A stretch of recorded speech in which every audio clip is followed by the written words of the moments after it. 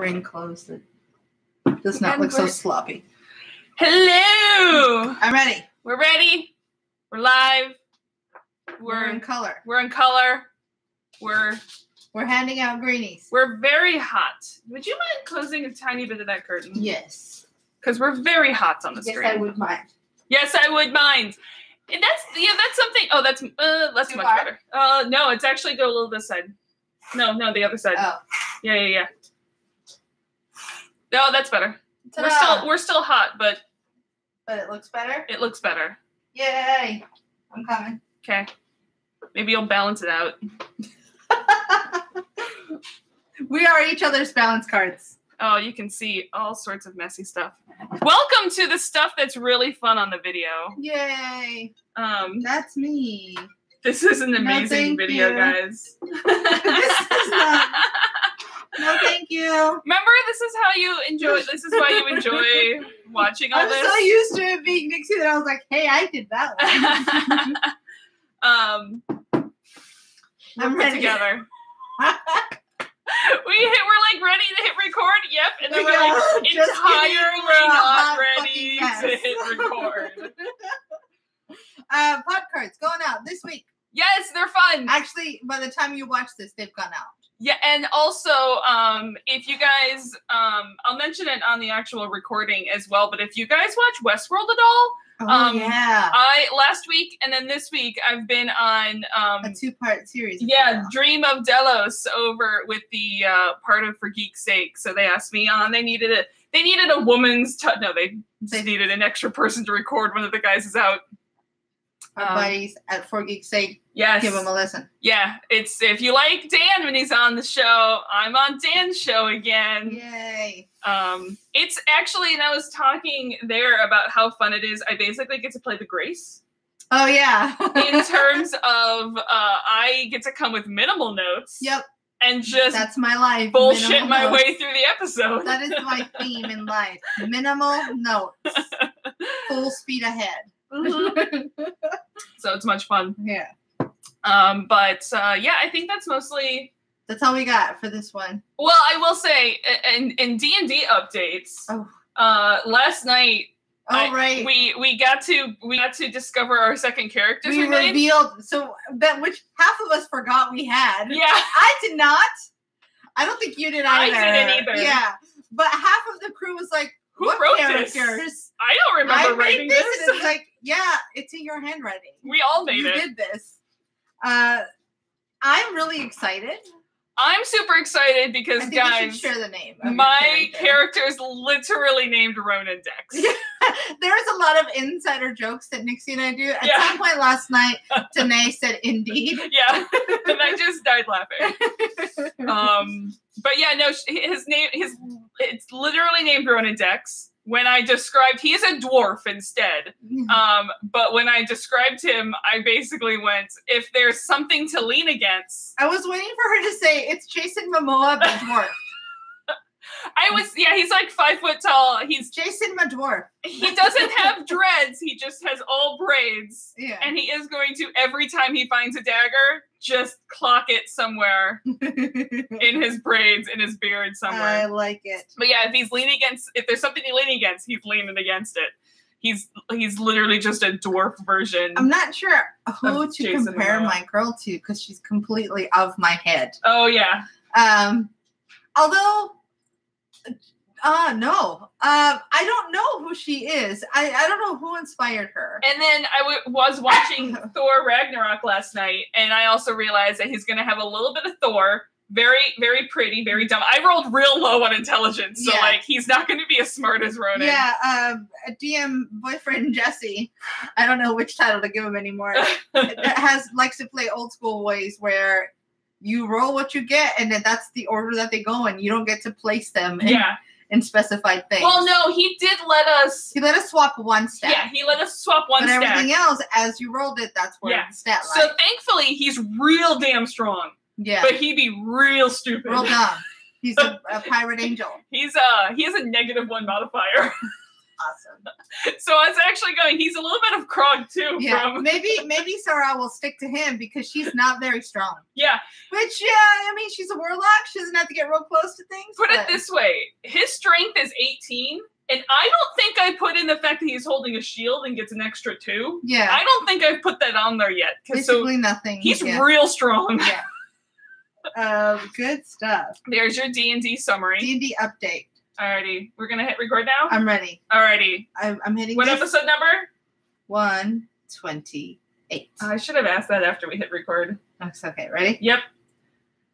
Welcome to There's No Place Like Terra, a Stargate First Watch Rewatch podcast. Wait, episode number 128. I forgot to mention that. I'm Nixie. And I'm Grace, and today we're going over season 6, episode 18, Forsaken. Forsaken. Oh crap. What's my AKA? Just, this episode is one lie. Yeah. Something about cake is a lie. The cake is a lie. That's my episode AKA. I got stuck on the last line of the episode, and I feel like I don't want to give away the whole episode. Oh, yeah. By saying, not all girls who kiss on the first date are suspicious. The end. We'll come back to that thought. So this episode first aired on January 29th, 2003, written by Damon Kindler, directed by Andy Mitka. Our old friend, Dion Johnstone, is back as Warwick Finn. I was wondering where I knew that dude from. Oh, yeah, he's been everything. Remember, he's the guy who's just everything? Yes, yeah. All the things guy. Got it. Also, Martin Cummings, who plays Aiden Corso. Do you watch Riverdale? I do. He's a sheriff on Riverdale. What? Yeah. Really? Yeah. By the way, I enjoy Riverdale way more than I should. I was literally watching it this morning. I'm like halfway through the second season. I'm behind. Oh, okay. No, I just started the second season. Okay. I wait for it to go on Netflix. That's what I don't remember where maybe it was on CW. I don't remember. But I'm halfway through the second season. So he's Sheriff Keller. Yeah. I think Keller. Yeah. Got it. That's Aiden Corso. Good to know. Mm-hmm. You know what? That's funny because, well, I'll wait till we get there. Okay. So we start with Jack playing dumb because we know for a fact he's into astronomy. Yeah. We know for a fact he has a telescope. He knows how a telescope's used. Yeah. But for some reason he's like, I'm looking into telescope and not seeing anything. Why are no things? I was waiting for him to make the vampire joke. Like that you can't see vampires through a telescope because of the mirrors. Mm-hmm. No vampire joke. He didn't. That'll be all right. Although to be fair, during the day is when you can look at the sun, and Sam is trying to look at the sun. Yeah. Although trying to look at it at night. Guys, even through a telescope, do not look at the sun unless you have a really bad idea. You can. You have to have special filters. Got it. You can 100% look at the sun through a telescope. If you know what you're doing and you got the right and filters. You have the right filters, otherwise you will burn your retinas out. That feels about right. It's the same as looking at the sun during like the total solar eclipse. Just don't do it. Yeah. If you don't have the right filter. It feels like it's. I don't know exactly how telescopes work, so bear with me. There's various methods, but it's the yes. idea of like you're magnifying something and Yes. they're magnifying Yes. the sun.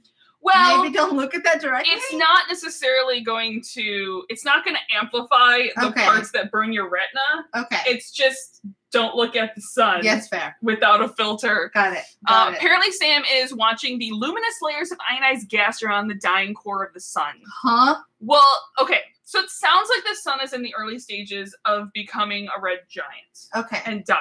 Which our sun is close to, right? Not in any way, but that's what our sun will do. Eventually. Like in 5 billion years. If you consider isn't that close considering to how old it is? It's like, our not sun, in human time. Our sun is like middle-aged. Okay. Yeah. She's got some life in her. It's got she can get her groove back. Yeah. I got it. Soul can get her groove back. The sun, yeah.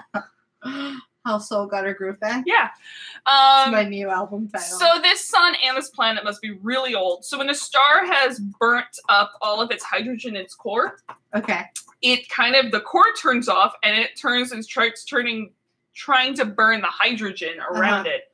It's basically like however it can find fuel, it's going to find fuel. Yeah, it's just starving. It's ravenous. Exactly. So that sort of... Also, I'm very distracted right now because I just realized that I'm going to use the name Soul for Ellie's Let's remember the Wayback Machine. The Wayback Machine. Pelor of Yep. the sun. Back in D&D world. She's gonna name a familiar soul That's a good name. for a cleric of the sun. It's a basically. good name. Okay. I'm done.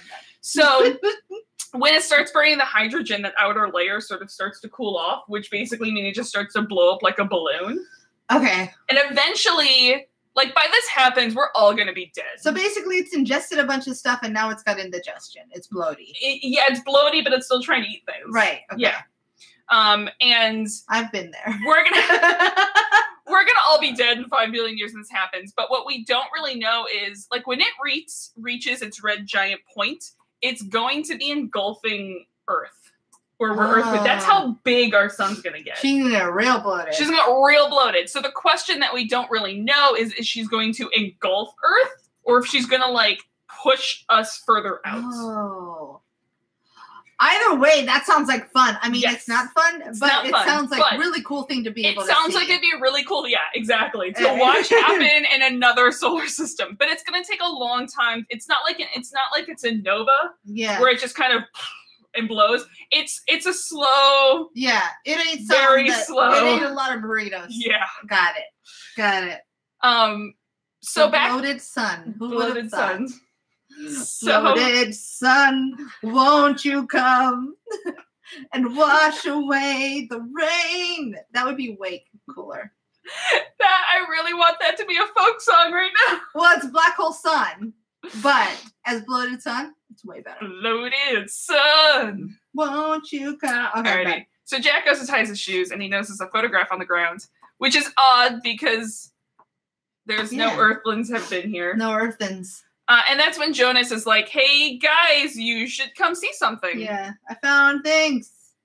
And they found a crashed ship, which made, shall we say, a hard crash. Yeah. Not a soft crash. It's of a design that they don't really know, although some of the markings are ancient Celtic. Mhm. And they call into the ship, and no one's home. Must be no survivors. Hmm. Also, can we please just comment right here to get it out of the way about Teal'c's arm guns? Yeah. I mean, you can comment. I'm just going to think about them quietly. Because, Yeah. dear God, Yeah. like you don't. It's something about The man putting- is There's buff. something about putting that tank top on there with no sleeves that you're like, Look, Christian Okay. knows what he's doing. yeah, He definitely knows what he's doing. I want to say, I love the way how quickly they dismiss all the writings. yeah, Because again, I'm gonna keep pulling from D&D because the first things that we do when we go to any place, Yes. and the first thing boyfriend Jesse has to go is, it's not common, it's not draconic, it's not anything you guys know. It's basically what I feel the like. first thing I do is like, can I read that? Yeah, can I read that? Can I read that? Like, all of us are just like, is it any of the languages? It's like, for the love of God, none of you can read this. Because we actually know a fair amount of languages Yeah. between us. So, and I feel like that's what the writers are doing to the audience here. It's like, let's just get out of the way. This isn't This ancient. is none of it that you know. It's not gold. It's none of the things that you know. None of it. So Corso is then right behind him. Yeah. And he's like, nope, there are survivors. There's 3 of us, and all the weapons are drawn. Yeah. Standoff, high noon, credits. Yeah. So we come back. Introductions are made. They This lower is the where I wanted weapons. to share. Corso Yes. is what I call a Luke Perry wannabe. He definitely Which is very appropriate because in Riverdale, Luke Perry plays Mr. Andrews, Archie's dad. He does. Who is the better of the two? I bet he auditioned for the Archie Andrews dad role. But yeah, this dude forever and ever is the Luke Perry wannabe. He plays it well in this Yeah. episode as well. Although Jack is still, as he should be, extremely suspicious of the Sure, situation. He does not let Sam give out too much information about Earth. Uh-huh. Everyone can tell these are 2 groups with military backgrounds. Yeah, I do love the place where he kind of, I don't remember if it's Sam or Jonas that he cuts off, but they're like, Earth, and he It's goes, Sam. nice. It's Sam. Yeah. Yeah. He cuts off Sam and he goes, Earth, it's nice. Yeah. Which I think should be our new slogan as a planet. It when is. inviting people. Uh-huh. We mean writing Earth. aliens. It's nice. With like it's not shrug? excellent or great. Yeah, it's very like, it's nice. Yeah.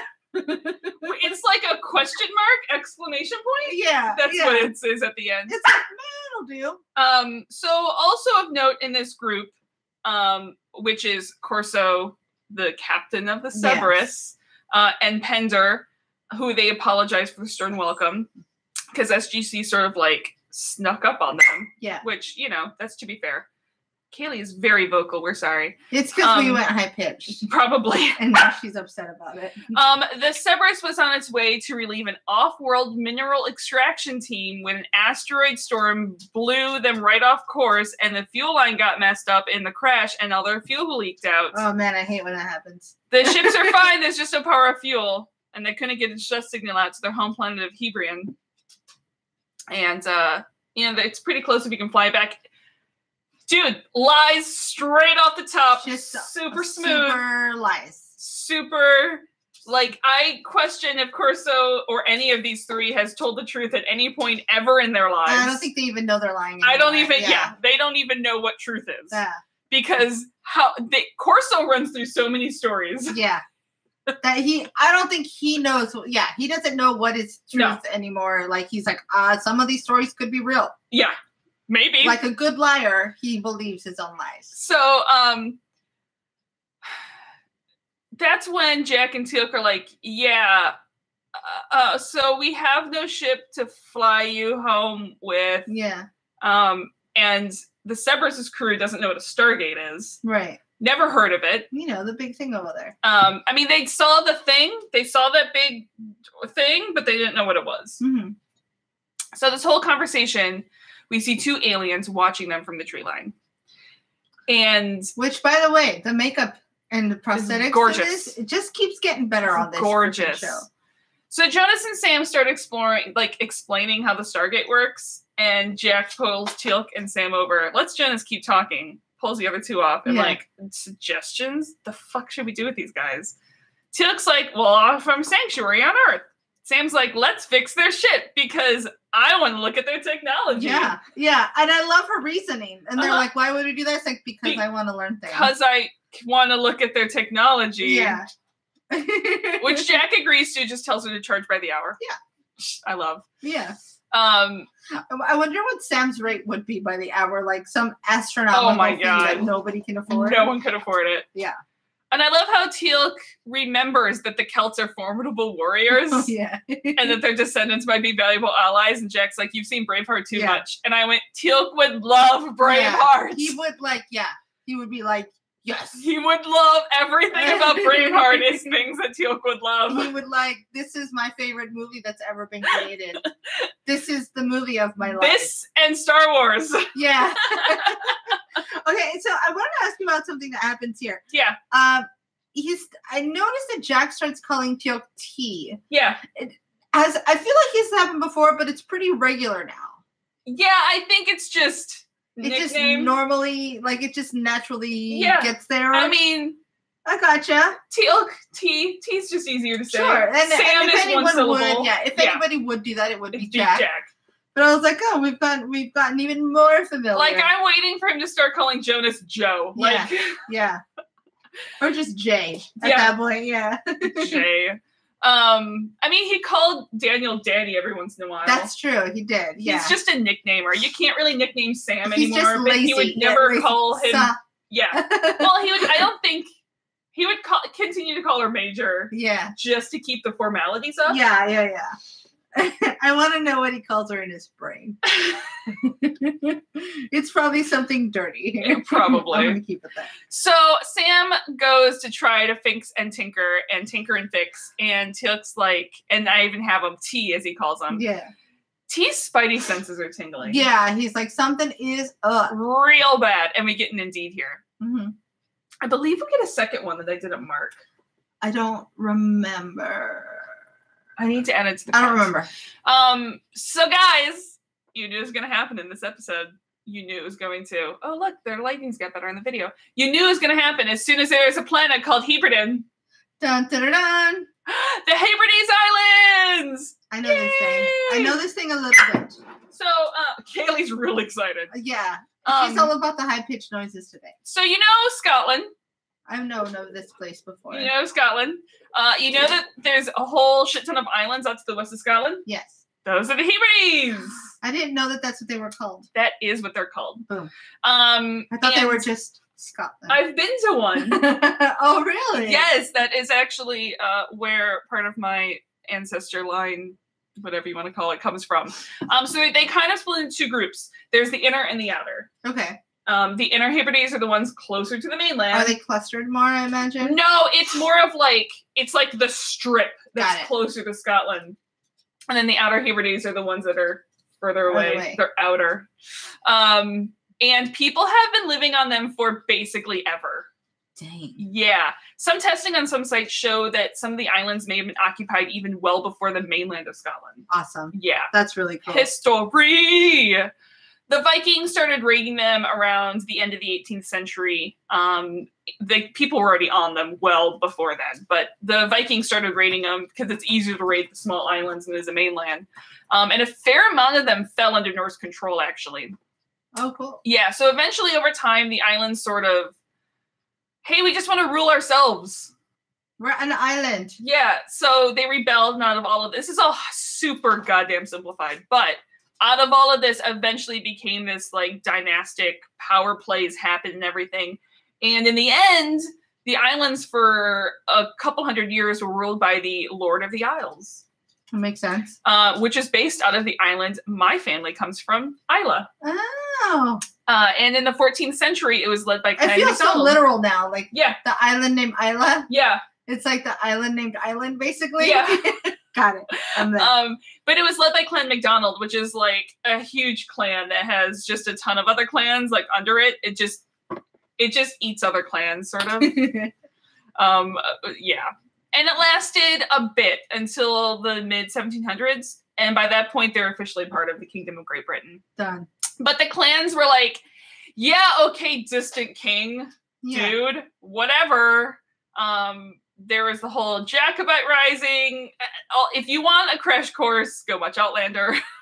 I was gonna say, I know Jacobites. I know that word from like the few episodes of Outlander. Yeah. Got it. The population and culture of the islands and of Scotland were spread throughout the entire world, especially in Canada and the US, because of the Highland clearances, which were sort of in the 18th and 19th century. It's when the Curries from my side moved from Isla, was in the middle of the clearances. Got it. And it's basically the British government sort of destroyed, well, not sort of, like actually tried to destroy the clan system. They couldn't own swords, they couldn't own guns, they couldn't wear their tartans or kilts, like all this kind of stuff. And the government just sort That's of... the thing the British government likes to do. Like, this is mine now. You this is the mine. Things I want. Whatever identity you had before no longer exists. I made this. I am you now. You are me. Yeah. But they just sort of started, like, a lot of the land was, like, shared, just graze your sheep there. Like, it was sort of shared land. But the government... It sounds familiar because it kind of happened in the U.S. too. Basically, all this land is mine now. It's like the meme of like Britain takes over all these places with really cool stuff and then hates all their stuff. Basically, they took over all the land. They pushed the locals who tried to live there. They raised the rent super high. The locals basically just cleared out, and it just took over an entire social economic power. Like, there's all these reasons that sort of contributed to the clearances. It happened. It was horrible. But because of that, Scottish people and culture is all over the fucking goddamn world because we're survivars. Yeah. I imagine if you live up in those temps, you learn to survive shit just because cold. As farts. And a lot of the people in Scotland who still speak Gaelic are in the Hebrides. Oh, that makes sense. Yeah. Those are the places where, like, it takes, like, boats and ferries and things to get to, and then you may or may not have internet, because who knows what's going to happen, and then there's times of the year when you can't leave. And a lot of them, mail only comes, like, twice a week. Yeah, And it's definitely not where you go if you want to be in the hustle and bustle. No, and I know a lot of the islands, especially some of the ones that have smaller populations, are actually starting to suffer because all of the young people are leaving the islands. Right. And so there is a number of islands where there's just no one under the age of 30 or 40. Oh, wow. Just because everyone's trying to move to the larger cities. They want somewhere to be. They're the Little Mermaid. So they're also trying to push more to get younger people to the island. And then there's also some young families who are the opposite. It's this big movement right now of you want to get away. Well, it makes sense. So it's like those of us that are kind of overstimulated. Hell, let's go to the Hebrides. You can just homestead and you can get your families, a couple large, like a little system, and just basically take an island. Let's do it. Yeah. I'm so excited. You can be the only ones that live on an island in some places. I'm for it. So, obviously, the Celts were not just in Scotland and Ireland, which is a thing that I think most people sort of forget. Right. They started off in the center of modern Europe. They were all over the goddamn place. I don't think I knew that. Yeah, there's a huge Celtic influence in Spain and everything too. Oh, wow. Center of Europe, the early, this is sort of before you think of the main Celtic culture. Okay. They were basically pushed out to where they sort of marinated by the Roman Empire. That makes sense. Yeah, they just sort of pushed them the to the British of the early centuries. The pre-British, if you will. Yeah. And by the time it sort of got out into the fringes, some outer parts of Spain, up into Ireland, England, Scotland, is where it sort of became the strongest. Wales, stuff like that. Dig it. I could get into the whole history. This is a Stargate podcast, people. Woo! But that's where what Teal'c said is true, though. Formidable warriors. Sure, for sure. I mean, if you kind of had to live to fight, the men and the women. Oh yeah, everyone. Yeah. If you've ever seen a Highlands Games, which clearly you have, but it's that's the one thing that I always pick up at, when you're shit, these people.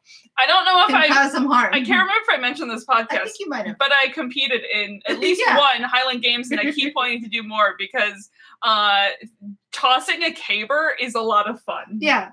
I feel like nothing must make you feel more badass than tossing a fucking caber. Actually, the one that made me feel more badass was tossing a 26-pound weight straight over my head over a pole. Yeah, that part's scary as fuck. It was so much fun. Okay, so anyway, back to Stargate. Inside the ship, Sam starts looking around, and Corso is not the engineer, but he can help out as much as he can. Because, he will. Yeah, sure. Yeah, he'll help out. So Teal'c is still... He's creepy Luke Perry. Of course he's going to help. Creepy Luke Perry. So Teal'c is still sensing something. Yeah. And that's when Reynard is like, move, and fires into the forest with an alien. And everyone rolls for initiative. Yeah. Jack shoots to injure, but the others shoot to kill. Right. And of course... He's there's the blonde guy's just roided up. Oh, this entire episode. In fact, they're all pretty amped. They're just express it differently. I know. The other two are just can you keep your pants on? And considering the fact that we find out later they've been on this planet for 3 years, yeah, I don't know how they're that ramped up or look that clean, or they don't look like they've been from Survivor Man or something. Right. That's true. Corso sets off this sonic ear bleeder from inside the ship, and the other aliens run off. Here's what I don't understand. Everyone except the 3 people seem affected by this.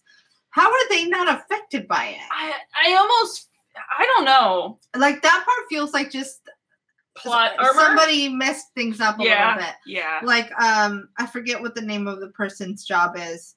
To keep track of that during production. Because I would say, at first I would say it doesn't affect humans, but it clearly affects That's what I mean. From, our team. It's almost look, all it would have taken, God, I can't remember the name of the person whose job it is. Continuity. The continuity person. Yeah. To just be look, they plug in headphones before he does it. Exactly. Or anything, just to let us see something. Because I'm each time they use it, they're not affected by it. No. That part drove me a little nuts. So Jack's like, what the fuck? Yeah. Pender goes, they've been hunting for us from the moment we crashed. And Jack notices that the aliens are fighting with the same weapons as the crew. Yes, yeah. He's like, really, you're hunting? And I love that they make them this bright green so we notice too. Oh, yeah. So sometime later, out in front of the ship, Corso's like, yeah, sorry about that. Yeah. We thought they had gone. They haven't attacked in a while. Not sure who they are. They've killed 5 of his men when they crashed. Lies, lies, lying liars. They skinned them and hung them out on the tree. All the lies. And don't even know where they came from. They must have come through that Stargate thing. Lion McLierson. So Reynard was hit in the battle. Yes. And needs Janet. And although we don't actually get to see Janet. I know. We get some Hammond, but not some Jammond. So Corso... We're not Hammond and Jammonding today. So Corso's not going to leave his ship. So SG-1 is just going to take Reynard back. Sam and Jonas will. Sure, yeah. Back at the SGC briefing room, Sam and Jonas brief Hammond, as you do in a briefing room. Whoa. Jonas... Slow down. My brain. And Jonas mentions the whole Hebrides Island connection. Sam guesses that the Gould basically took the gate with them off the planet, and then basically let the society keep rolling on its own. I love how she's going deep into explanation territory, and Hammond's like, no cares today. No fucks. Cares. Do you know how many other SG teams have had a brief today? He's I don't like, care. I've had a really long day. My granddaughter has a recital. Can we be done with this? Can we be done? I love the idea that he's trying to get out for a recital. For a recital. Yeah, that's exactly what he'd be doing. Sam is nerding out over the engines. Hammond's like, I just want your evaluation on these people. I don't care. Get to the point, Carter. And she's like cautiously optimistic. Although I think mainly because she wants to get their hands on their tech. I don't think she's optimistic at all. I think she's cautious that she adds that other part in because she's like, I want to go back and look. Now I think Jonas is always optimistic. Cautious. Yeah. He's just like, this can work. Speaking of cautious, I love how cautious Hammond is getting every time he sees cautious. It's like, I don't know that this is a word, but it's cautiousier is what I'm going with. Take whatever you want and SG-15. Yeah. And basically, and more guns. Interesting.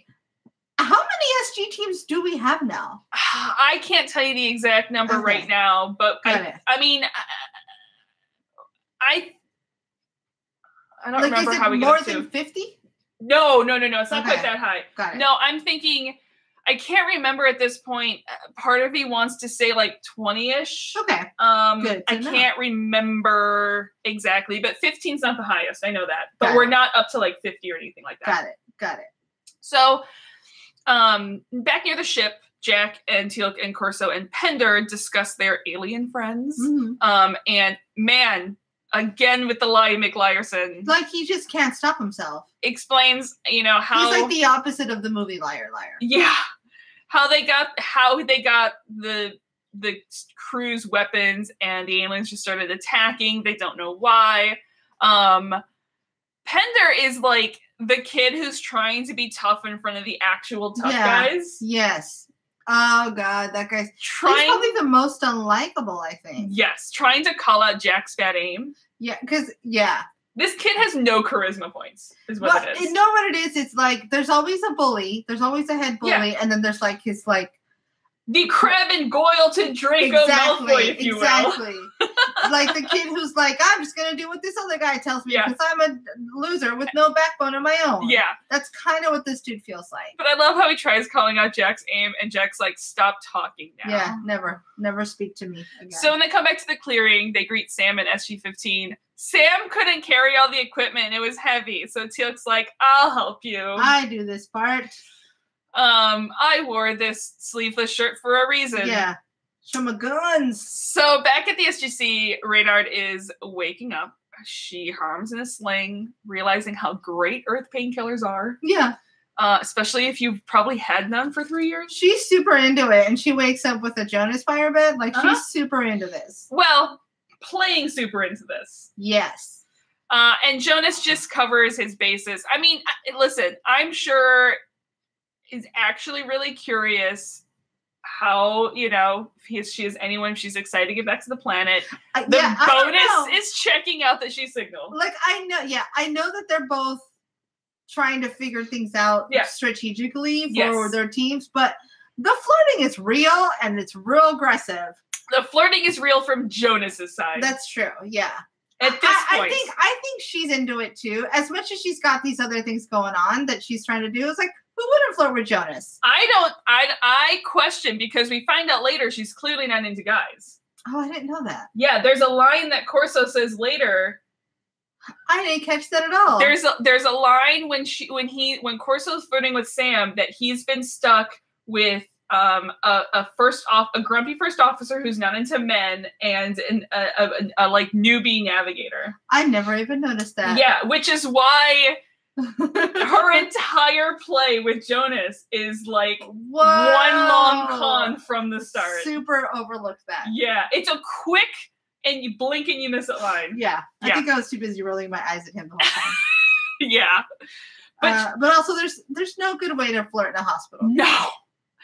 She's a hopeless case. Her parents died when she was young, serving Corso since she graduated flight school 10 years ago, yada, yada. So tell me about the Stargate. Like, is any of that true? Yeah. Nope. Well, her parents might, like, some of the stuff, like, her parents might be dead. Yeah. You know? She may have gone to flight school. Like, good lines have kernels of truth in them. What I'm saying. Yeah. Yeah. So, inside this crest... Oh, they talk about the gate then. And, you know, I wonder... We never find out why they're in prison. Right. So, when she starts listening to Jonas talk about the Stargate, is she just hoping for a new place to start over? Or is she just going, all the shit I can steal? I think they're, like, just con men. Yeah. All the shit they can steal. I think they're con men, and they might have, like, tried a big con. And that's what got them in this much trouble. They definitely have no qualms killing people. No, that's what I mean. Like, but ultimately what they are is these con men because they're just the best fucking liars. And not all criminals are good liars. Yeah, I agree. They're just excellent liars, and they immediately go into this mode. Yes, yes. So to me, it's like some sort of huge con, try to steal a huge something from probably the government or someone important. They fucked something up real good. Real good. Yeah. That's my theory. And they're just looking for new marks. So inside the crash ship, Sam and Corso are checking out the engine, planning diagnostics, when they get the computer up and running. He's not the best with engines. He's much better with just go here, fix that, don't crash. Sure. But don't worry, Sam can jerry-rig something to work. Mm-hmm. By the way, I've been meaning to look up for ages, and I use this as an excuse. I've always wondered where jury-rig came from. Okay. Which is not 100% solid, but one of the main leading ideas is a jury mast, which is a temporary mast that you use for a day when your main mast in sailing is off being repaired. And rigging, obviously, is rigging the ship. It's setting up the lines and everything on the ship. So most commonly it's associated with when you jury rig something is a temporary fix with what you have on hand. Makes sense. But there's another term called jerry built. Oh. And not jury, but jerry. Okay. And that is basically something that's really cheaply, shoddily, quick, like put together crappily, basically. That's like isn't that from World War II, like a demeaning term? I think so, yeah. I think so. The Jerry, which was the Germans? Yeah, I think that's right. But which is why some people then use jerry-rigged as a combination of jury-rigged and jerry-built. Right. Jerry-rigged is put together very quickly and shittily. God. Yikes. And Sam very clearly says jerry-rigged here. Yeah. But that could be an accent thing. It could be an accent thing. It could be a military family thing. Yeah. But anyways. You know what I mean? Because if I remember, and I could be full of shit too. So who knows? Okay. But that's my theory. But I like that. This whole scene, I'm trying to find my notes. Again, more aggressive flirting. Oh my God. The most aggressive flirting. I'm convinced these people are related to the brief candle people with how aggressive the flirting is. That's right. I pulled from season 1. Bam! But the other thing is, like, he calls Sam less advanced. And I want to kill him. And look, you can defend him all you want, but you never call Sam less advanced anything. Well, I would agree if she was calling Sam less advanced. But in terms of where it was used in conversation, it sounded to me as he meant like your culture's technology is less advanced than our technology. Sure. Which I think Sam mentioned earlier. He does mention, you know, she's pretty comfortable with their advanced technology. And she's like, yeah, well, you're in luck because I'm really good at what I fucking do. You know what it is to me? He's hitting all the notes of like, you're pretty good for a girl. He's negging her. Yeah. And I am her. Not down. No. I'm not down with this at all. Sam is far more graceful than I am and tactful, but I would have been like, fuck yourself. Yeah. Double bird, I'm out. Double bird, and I would have like rolled out of there like, for no reason. I would go on a limb and say that she's not just a little more experienced than other people on our planet. She's like the most experienced people on our planet. Right. And besides, she's just plugging in his ship to her battery. Yep. Not dirty at all. Nope. Not even a little bit. And I also love how she's said that because I will say shit. Yeah. Completely not realizing that it could be dirty. Yeah. So I feel Sam on that level. Whereas I will turn anything dirty. I'm like, oh, give me an opportunity to make that sound dirty. So where does he go? Will you just stop?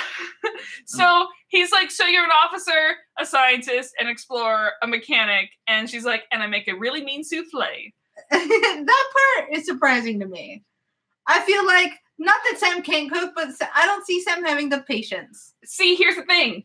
I actually see her being a fantastic baker because it's all about precision. A terrible cook, but a good baker. Exactly. I know that person. Yeah, I know those peeps. Whereas I'm just meh on both. No, I think you're a pretty good baker. I don't measure anything. I've had Nixie pretzels That's before. True. I can Whereas don't ask me to bake shit. But I'll cook anything. But I made a frittata out of nothing. Jesse's like, where did you even find this food? To be fair, isn't that what a frittata is good for? You kind of throw everything in it. What's like, left in the fridge? European meal. Throw it in eggs. Yeah. But then she also adds, or Corso adds, that she's funny, charming, and beautiful. And she's like, calm down, Flyboy. Simmer down. Put it in your pants. Yeah. And like, I know he's playing Sam here. But again, I also think that part of him is actually hitting on her. I'm telling you, yeah. Because of the fact that this is where he says that the only woman he's been stuck on for ages will never go for him, basically. Well, here's the thing. It's, there's that old phrase that's like, calm down, are you right out of prison? Yeah. But they kind of are. Literally right out of prison. Literally right out of prison. This is the first contact they've had with anyone outside of prison. Yeah, so he apologizes. He's just following rule number 1 when stranded on an alien planet. When someone offers to fix your ship, you flatter them profusely. I'm like, whatever, okay. Dude. All right, Luke Perry wannabe. Yeah. Target brand Luke Perry.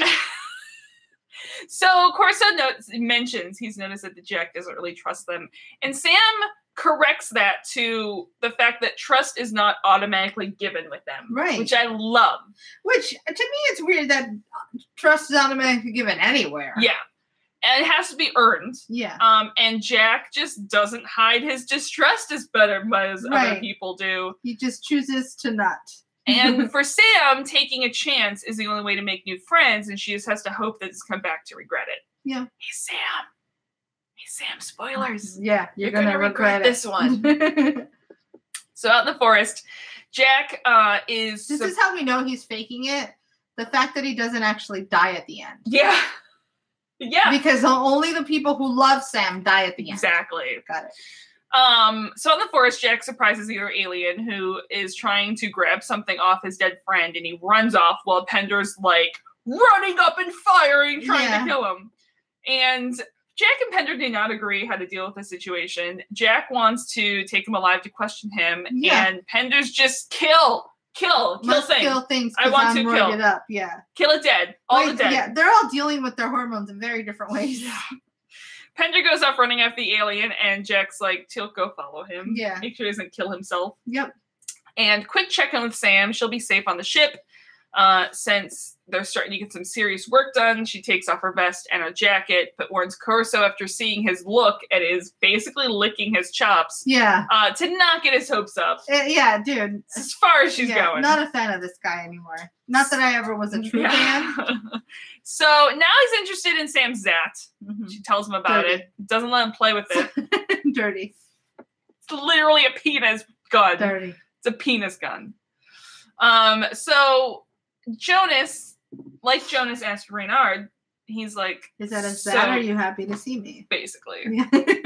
Asks if has anyone special back on Earth, and she's like, nothing I'm going to discuss with you. Yeah. And besides the fact it would take way too long to explain. Right. He's like, well, that's just too good to let go. And Sam gives him the best death glare. He's like, okay, moving on. You pick the topic. I'm gonna go now. I fucked up too far. There's no going back from this. Out in the woods, Pender is gonna separate, which is fine. Teal gave him a walkie. Moving on. And Jonas is doing some research in his office when Hammond just is walking by. And he was in the area. Jonas says that he thinks he found a reference to a ship named the Cerberus of Dublin, built in 1668, it says on the caption. He'll save that for late discussion later in the episode. Yeah. But just to let you know, I could not find this ship as an actual reference anywhere. Oh. I found the Cerberus, which is a whole Roman thing. Like, that's a totally different thing. There's been a bunch of ships named after it. But the Cerberus could not find anywhere. Interesting. So Hammond is wondering if Reynard was actually behind the security breach this morning that happened in a terminal in the infirmary. I mean, just going to put 2 and 2 together here. Hammond was about to go question her, but Jonas has a better idea. Yeah, Jonas for the win in this episode. Yeah. He's like, wait. These people are sneaky. Well, it's like there is a security breach on the computer in the infirmary right next to her bed. Well, just the idea of the approach. Yes. Like, clearly Hammond knows. He's like, she did it. I'm actually just pretending to be diplomatic. Yeah. But I love that Jonas is like, wait, these people are sneaky as fuck. Yeah. Let's be sneaky as fuck. Let me out thief her. Out sneaker the sneak. You can out sneaker the. I'm done. So back in the forest, Jack and Teal run across the aliens' camp, which is weird if they're coming through the gate. Right. Things are getting a little more suspicious here. A little? Yeah. So neither of them are really buying any of the Hebrides story, and they're finding stuff here that looks like it came from the ship. Okay. So just then, Pender comes over the walkie that he has the alien. Mm-hmm. So when they get there, as I like to call him, the dickweed blonde guy. Just dickwad blonde guy is just fucking firing like Rambo into the forest. Yeah, he's just a piece of shit. That guy. He really is. The alien's gone now, but apparently he's injured. Yeah. So back in the engine room, apparently one of the main issues is that something was unplugged. I love that part. I love that the biggest problem was like, you have to plug it in again. So it's unplugged. Yeah. And in their excitement to celebrate, Corso tells Sam to call him Aiden. Oh, God. And offers him something out of a flask, which she's like, fuck no. And thankfully, she can use the excuse that she's on duty, because even if she wasn't, there's no fucking way Sam would drink out of that flask. She's like, also, I am no dummy. I don't just take random shit from aliens. Yeah. Because, again, like in Brief Candle, once upon a time, someone ate a pizza and then they almost died. I don't know why that episode's in my head today. And so she's like, well, call me Sam. It's short for Samantha. And it means my dad wanted a boy. Yeah. Which I love that line. That is really good. And he says that his name means my Uncle Aiden died while being drunk on a dare. And Corso means smells like a dead bird. Yeah. Which I could not find a translation from. I'm just going to go with it. Yeah, it works. It's fine. Dead bird. So once they get back to their planet, Sam's like, well, we're going to stay in touch. And Corso's like, yeah, because you won my technology. She's like, yeah, that's literally all I, like, seriously, it's all I want. Yeah, no, you're right. That's just it. Technology. Just technology. No cares about anything else. And she's like, it's not the only reason I'm helping, but it basically is the only reason I'm helping. 95% of the reason I'm helping. 98. Yeah. Corso, I do think the one line that Corso says this entire episode that's truth is when he says, I've never met anyone like Sam. See, that's funny, because to me, that is the worst line. Oh, no, it's a line. Yeah. I'm only saying it's probably true because no one's ever fucking met anyone like Sam. No, it is true, but to me, it's the worst pickup line in the world that is used everywhere. It completely is. I just rolled my eyes. It's a horrible line. I'm just saying it's the one thing that he says that's true. It's a fact, but I think he's just using it as a shitty pickup line. He completely is. Yeah. It completely is. Like, he might as well have been come around here often. It's just like, did you fall from heaven? I'm done. I'm done with you. I've never met anyone like you. So done. It's a horrible line. Yeah. It just happens to also be true. Yeah. So in the SGC corridor, Jonas plays the player, Dun, dun, dun. showing Reynard around with all the holy grails in the world, but like randomly just holding all these jeweled cups. I love it. Just litters his desk with everything a thief would dream about stealing. Yeah. And it's like, oh, my office is so messy. Let me clean up my stock photo treasures. piece, though. Like, here's all my treasures. It's hilarious. I love it because she completely bugs it. Yeah. And then as he's cleaning up, she just grabs him for a snog. And he drops all the goblets and shit since caught him off guard. Yeah. And she's like, oh. He plays bumbling really well. Yes, he does. Like Jonas does. Not even calling him. It's like Jonas is really good at pretending to bumble. Yeah. Which I really love. Also, the word bumble is a lot of fun to Bumble's say. fun. And, you know, oh, I thought you wanted to know how badly I wanted to kiss you since we first met. And it was obvious. And I mean, if you don't find me attractive. And Jonas is like, no, you're attractive. You were hurt. And I'm a gentleman. So it didn't cross my fucking mind. Yeah. Except it totally did. Except it did. But I squashed that down like a gentleman. I feel like part of his plan was just a way to get a kiss from her and not get in trouble. He's like, there's a difference. Everyone's going to think about it. A gentleman doesn't say it out loud. Done. And act on it. Yeah, That's the difference. Yes. And she continues just throwing himself at him until the phone rings, which eventually he picks up, and it's Hammond. I do love the slight burn of the thought never really crossed my mind. Yeah. It's like, ouch. Oh. Yeah. And he heads off to meet with Hammond, leaving her alone in Jonas's office, and it takes her about 2 seconds to move to the computer. Done. Yeah. So Sam, which again, when you catch the line earlier that she's not into men, makes this all the more so it's just so thick. I love that it works still though. It does. Like, and it listen, still works. Yeah. Doesn't matter the gender. Flattery and flirting is going to get you the same way. That's fair. Exactly. Works on either gender. If you've got the right amount of charisma, exactly, that will get shit done. Doesn't matter who you're flirting with. Yeah. So Sam is rebooting the computer and she gets an SOS message from the prison transport Cerberus. The prison transports. And her walkie is gone. Dun, dun, dun, dun. That's not good times. And out in the forest, Jack can't reach Pender on the walkie. Okay. So Teal'c's spidey sense goes off again, and he brings his weapon around at the exact right moment to get stuck in a standoff with Warwick. Yeah. Who we learn his name is Warwick. And even the face acting. The face acting through the mask. It's like, oh, he's scared. Yeah. It's pretty good. It's a combination of fantastic prosthetics that allow an actor to do that, and then the actor who can then act through prosthetics. Yeah, who can come through it. Yeah, absolutely. And then Jack just kind of comes up behind him, and Warwick knows he's outgunned and puts his gun down. And he tells him not to shoot. He means no harm, and whatever they have been told is a lie. The cake is a lie. All of it. He is Warwick. He is the captain of the Cerberus. Truth. So Sam stops Corso with her Zat. And he tries calling her Sam, and she's like, fuck you, call me Major. Yeah. My name is now Major. You done fucked up, dude. Yeah. And he insists that whatever you think it is, it's not that. But it's exactly the hell. Yeah, fuck you, dude. Yeah. And Sam has him tie himself up with some zip ties. Which is fun. Yeah. And he couldn't tell the truth because he's the reason that they're here. He allowed the prisoners to gain control of the ship because when the storm hit, life support was knocked out in the prisoner cells, and then the aliens were prisoners of war, and he couldn't let them die. And then when they crashed, they killed the whole crew. And it's the honest to goodness truth. No, she's not buying it. No one's buying any of it. You're done. Your lies are no longer working. Time to try a new tactic. Honest to goodness lie. Yeah. So back in the forest with Warwick, they attacked.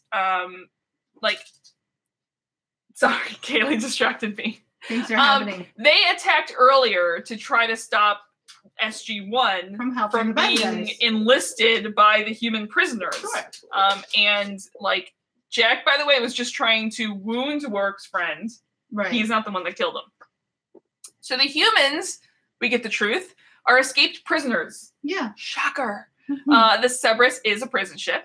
3 years ago, the storm hit. They've been on this planet for 3 years. Shit. And Corso and his two buddies were in stasis, so there's no other prisoners. And their only hope to survive after the asteroid storm was to land on the planet. And then they didn't have enough power to keep the stasis quo? The stasis pods. Stasis pods. Jeez, running. So they had to wake up the three prisoners. Here's the thing.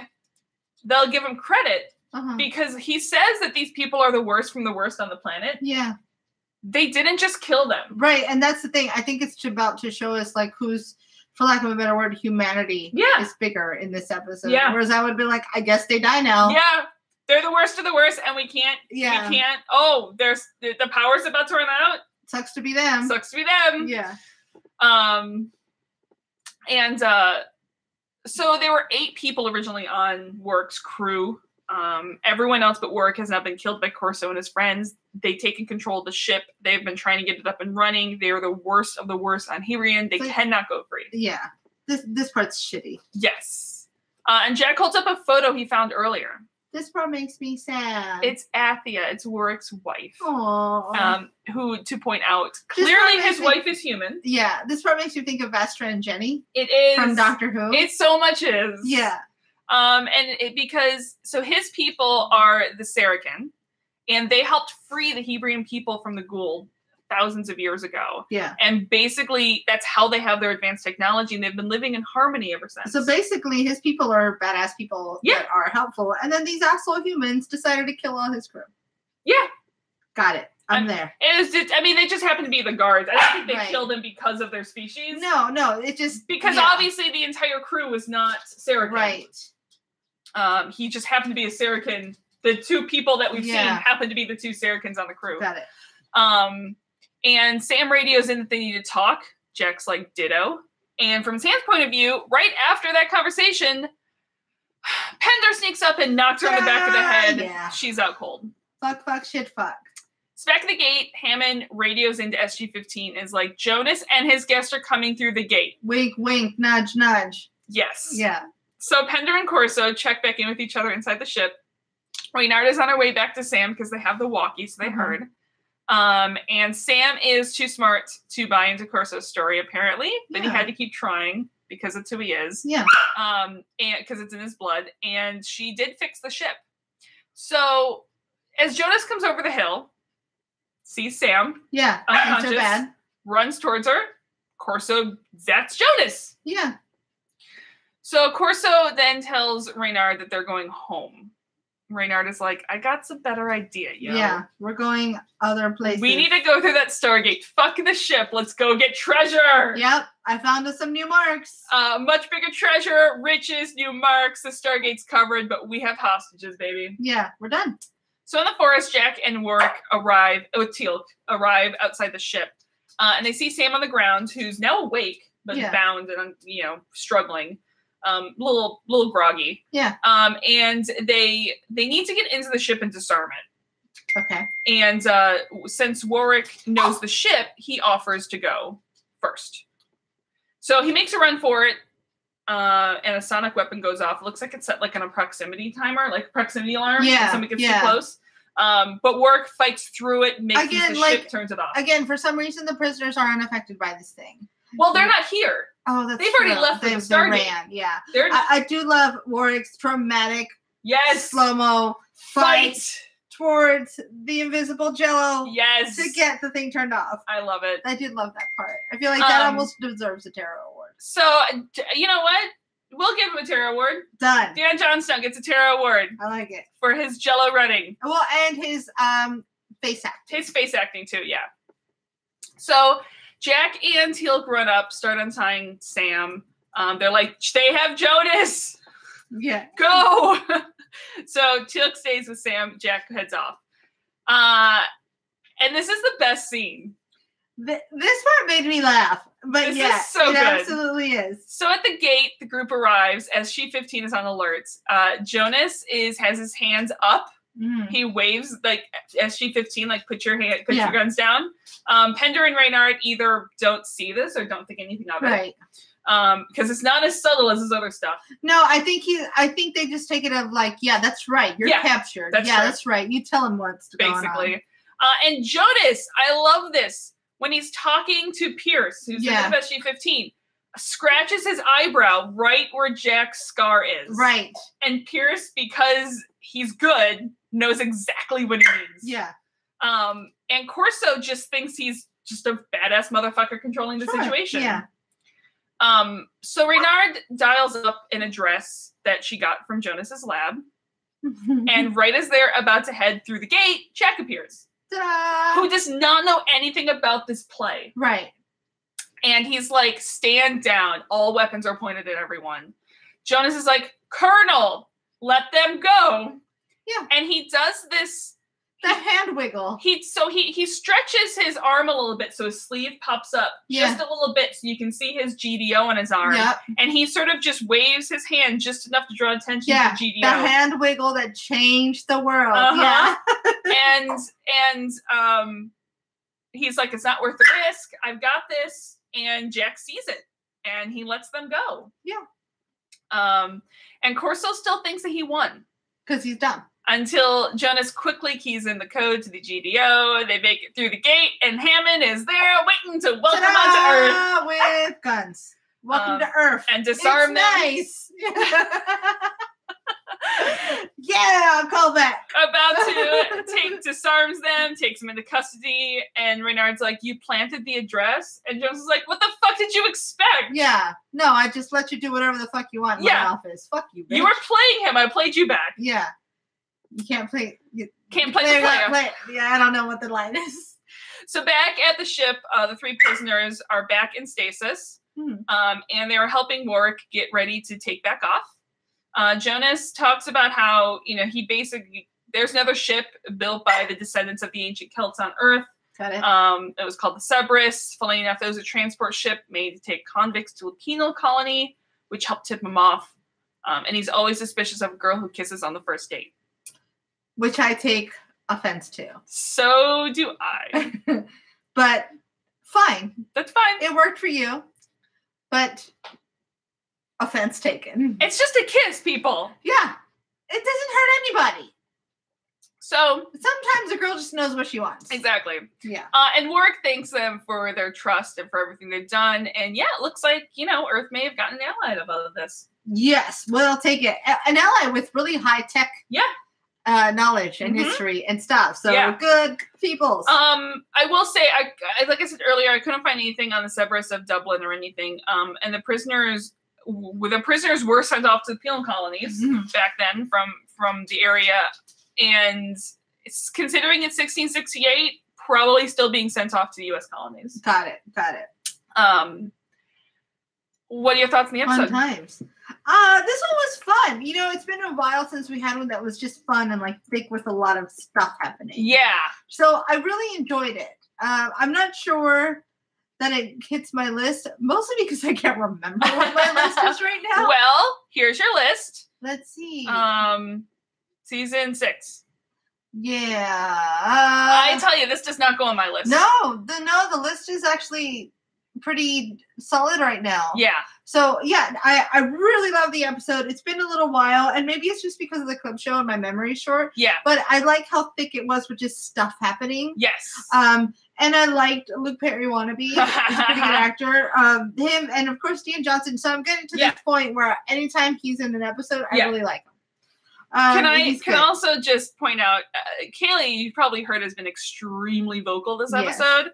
She is now determined that we will not pay attention to her, and she is, those of you watching the video can see, she is just passed out on the floor. She is dramatically laying behiin my chair. She is pouting right now is what's happening. Yeah. Real bad. It's so hard being a kid. No one will pay attention to her. Yeah. So I know you haven't added anything to your rankings in a while. Uh-huh. Well, first we have to add this one Indeed. And I forgot 2 Indeeds last episode, so we're actually up. We're going to crank this up to 21. Yeah, our Indeeds can drink now. Indeeds can drink. I think, Grace. Oh, boy. You're going to add something to your top 5 lists next week. Oh, boy. Next week is an episode called Changeling. Is it star Angelina Jolie in a shitty movie? No. Okay. But because for those of you, we watch next episode right after we record. So I will tell you this, Grace. You know who wrote this episode. I do. Yes. Do I know right now? Well, you know, it's an actor on Stargate. This next episode is written by Mr. Christopher Judge. Oh, interesting. Yes, I have a hunch it's going to go on your top 5 for the season. Well, for sure. I'm already intrigued. Yes. We know how much the word changeling itself has me pretty excited. Because I like lore and creepy things and fun stuff. So let's see what this changeling is. I love this next episode. Well, it's one of my favorites. No, I'm excited. Let's do this. So, yeah, I think that is about it. No new Patreons this week. No news to report. No, we are still, for those Patreon patrons on Patreon, we are rolling along on the plans for the Stargate RPG. The notes, guys. I've got the prologue written. Yeah. Which is fun because I'm trying to find ways to keep this canon. Yeah. Even though I don't know the whole canon. Well, so this will be fun. Yeah. We're planning the first season, if you will. First episode. It'll be an episode. The way it's going to play out is one journey through the gate. Yeah. If you will. Yeah. So yeah, it's gonna be fun times. I don't want to share too much because I don't want the Nixie to know either. Yeah, I can't know. I think we know our players, though. I think it's okay to share that. We have the players. Yeah, it is going to be Grace is DMing. Yay, me. The team will be me. Not my boyfriend Jesse. Boyfriend Jesse. Friend Amanda and brother Matt. Yeah. So we'll see where it goes because we have 2 Stargate aficionados and 2 D&D aficionados. Yep. And for those who are interested, I will be converting it from the Roll20 into 5e edition of D&D just because it's a system that I know a little better. And the mechanics I know better. Yeah, the mechanics that come with the Stargate RPG are a little... It's like, listen, I'm already having to read through and understand. Yeah. So first time ever DMing. Yeah. Which is another thing. There's already enough to do on top of learning another gaming system. It's just easier to convert the gaming system. Right. And it's not going to affect play that much. No, and it's really just a way to understand what we're rolling for. So there will be a little bit of changing what stats mean. And we've got a couple of fun things. Thank you to one of our listeners for their gold arrogance feats. The gold arrogance feat. I forgot who tweeted that to us. I will find it, and it will take me half a second because I literally sent you a picture of it. Yes. Reginald Q Summer Squash on Twitter at Tom from HR. Yeah. So I will be using gold arrogance, and I cannot take credit for it. So credit to Tom from HR on Twitter for the feat gold arrogance. So yeah, we're gonna hopefully, not sure who's gonna get it yet. We're going to work on creating our characters, and that's always a messy, long drawn out system. So we're gonna have do that out there. We're just gonna start right into getting into the program. But we will give when we start finally playing, before anything happens, we'll fully introduce all our characters. Yes, and we'll make sure that you guys know who they are. Yeah, got it. Alrighty. I think that's it for us. You can find us on Twitter at Terra Podcast. You can find us on Facebook.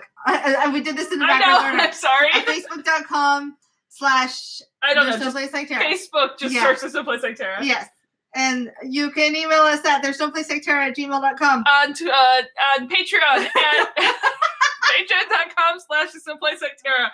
We've completely fucked up our own learned. We are not allowed to go in backwards order. Apparently our lives are completely changed.